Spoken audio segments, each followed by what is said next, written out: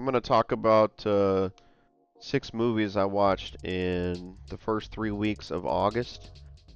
Because like the last week of August, I watched a lot of movies, and that's gonna need its own show, just that one week. But I'll show you what I've been watching. All right, let's talk about My Cousin Vinny, The New Naked Gun, a documentary about toads, Crank, Escape from LA, and Any Given Sunday. So the first film I want to talk about is an all-time favorite. I had to do my yearly rewatch, guys, of My Cousin Vinny. Probably like all-time comedy for me. It's in my top 5 films of all time, and I did this with the director's commentary. So, man, there's Dutch angles I noticed, shots that are on a crane, and just all-time performances by Joe Pesci, Marissa Tomei. You got a great supporting cast. The judge Fred Gwynn, Lane Smith, and Bruce McGill as Sheriff Farley. All the witnesses, man, they have their own laugh out loud moments. And it's a good courtroom procedure too, man. Like there's good drama in this thing. It's not just comedy all the time.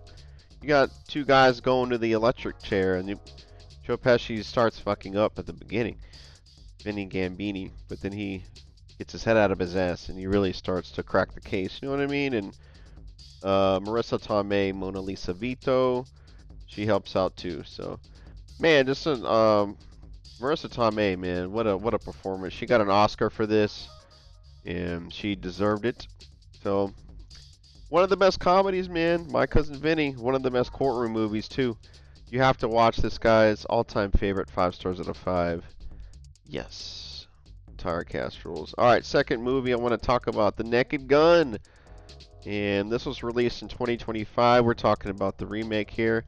I gave it 3.5 stars out of 5. This is directed by Akiva Schaffer. Starring Liam Neeson, Pamela Anderson, Danny Houston, CCH Pounder as the captain, chief of the police. Man, you're either gonna laugh or you're not, and I laughed a lot. And I like a good parody movie. You know what I mean?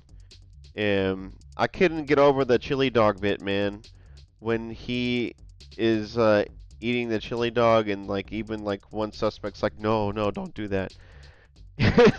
This guy has to take a crap, and the line to the bathroom's long, and he's like, he fucking just gets his gun out and is like, no, cat, don't step on that. He takes his gun out and just fucking starts popping shots. He's like, get the fuck out of the way, I got a crap.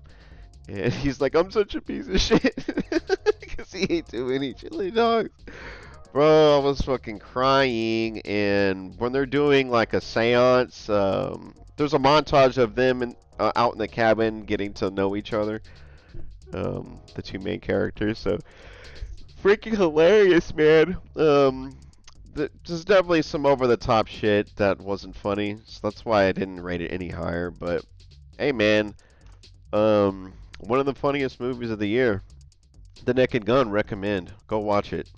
Get stoned, have a few drinks, and throw your head back and laugh. So I watched this third film I watched was Cane Toads: The Conquest, released in 2010, directed by Mark Lewis. I don't know why my girlfriend and I put this on, but basically in Australia, it was like this big blunder. They brought these toads over to like eat pests, but the toads started breeding out of control, and they were taking over, like they were moving everywhere, dude. And I'm a big fan of Best in Show.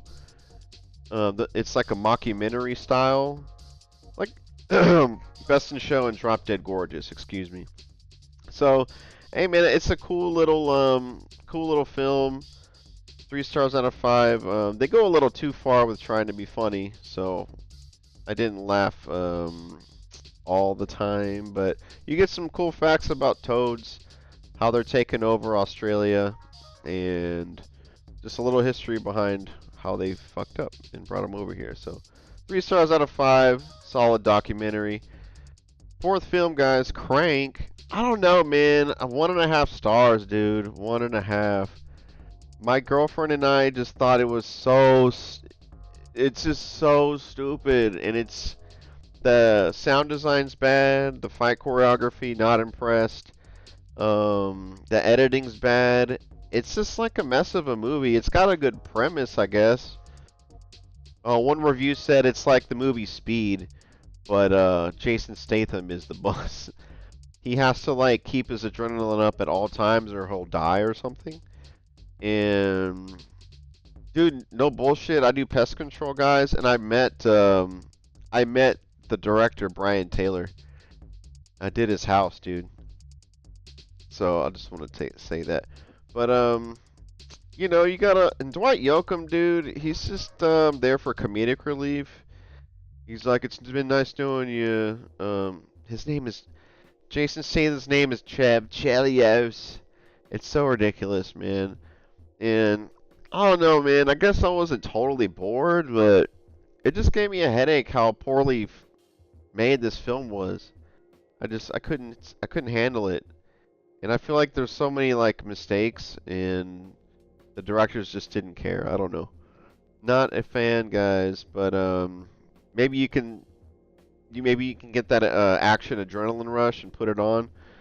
I heard Crank 2 is better, so yeah, can't recommend Crank though, guys. I'll give Crank 2 a try because people swear by that one. So, next film I want to talk about is Escape from LA, released in 1996, directed by John the God Carpenter. I'll give this one 3.5 out of 5. I think Escape from New York's better. You get some terrible CGI of Kurt Russell surfing on a tsunami with Peter Fonda, but I guess it's kind of iconic, ain't it? And somehow he catches up to Steve Buscemi, who's driving a car nearby. It was pretty funny. But man, you got Stacy Keach, you got Bruce Campbell, Pam Grier, Robert Carradine, Valeria Golino. So you got Al Leong, iconic. Breckin Myers in this shit? That's crazy. Interesting. Thomas Rosales Jr. I like this guy, dude. He's always in action movies in like kind of like in a stuntman type of role, you know. You barely see him, but he's always there. Anyways, it doesn't look very good. Like the cinematography's whatever, but I guess you're not watching it for sweeping shots and like good color palettes, you know. LA is a shithole. It's like a dystopian future, you know. But Snake's a badass. Kurt Russell kills it again in the lead role, and it's got some alright action bits, some funny sequences, and a great cast. I think the cast is what stands out for me, man. Everybody shines. So 3.5 out of 5 for Escape from LA. Recommend. 2 thumbs up. Like Ebert does. Rest in peace. Alright, last film I want to talk about, guys. Yes, 5 stars for Any Given Sunday. I don't care what y'all think. Y'all may think I'm crazy. I need to watch this once a year or so. One of the best football movies, guys. One of the best sports movies to me. This movie is so dear to me because in middle school and on, Close Friends, we quote the entire freaking movie, man. And Pacino's got so many quotes, man. Everybody, the reason why I love this one is it's got an incredible cast and everybody has a shining moment. Like everyone you can think about, even like lesser known characters that don't have a lot of screen time. Everybody kills it. Pacino, Cameron Diaz, Dennis Quaid, James Woods, Jamie Foxx, LL Cool J, Matthew Modine, Jim Brown, Lawrence Taylor. This is the best performance I've seen from him. And he's not an actor, you know. I mean, he's done some movies. But as far as an athlete and acting, when they're in the spa together, dude, Layla Roshan, Lauren Holly even has a moment as the wife, dude. She slaps the shit out of Dennis Quaid, telling him, "You got like a couple more years in you," and he's like almost 40 and his back's broken.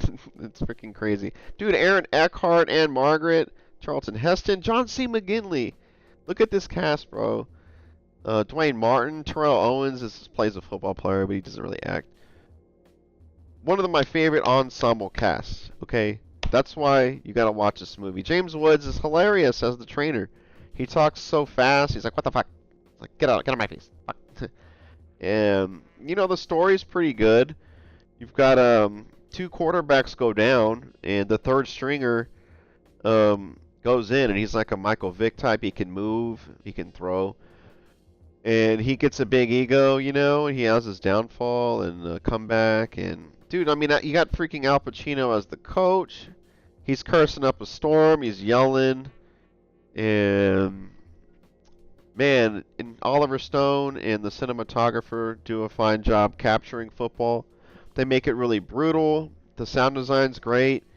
Just all the like Jamie Foxx, Willie Beeman runs into the sidelines, and it's a disaster of it's like a broken play, and like you can hear like tires screech and a car crash sound, stuff like that, you know. A player during practice, the kicker is practicing a field goal. He kicks it, and it's like a airplane taking off, and it cuts to some like a disagreement on the sidelines, you know, during practice. And I mean, it's so quotable, guys, and it really shows what football is all about and behind the scenes. You know, the NFL, they have to use like the AFL, some made-up league or something.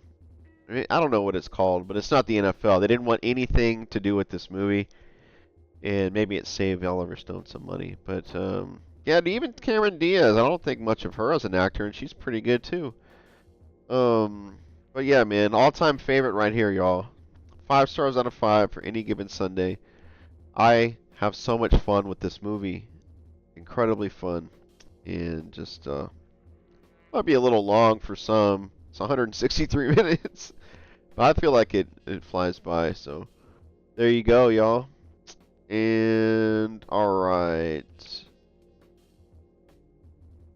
there you go.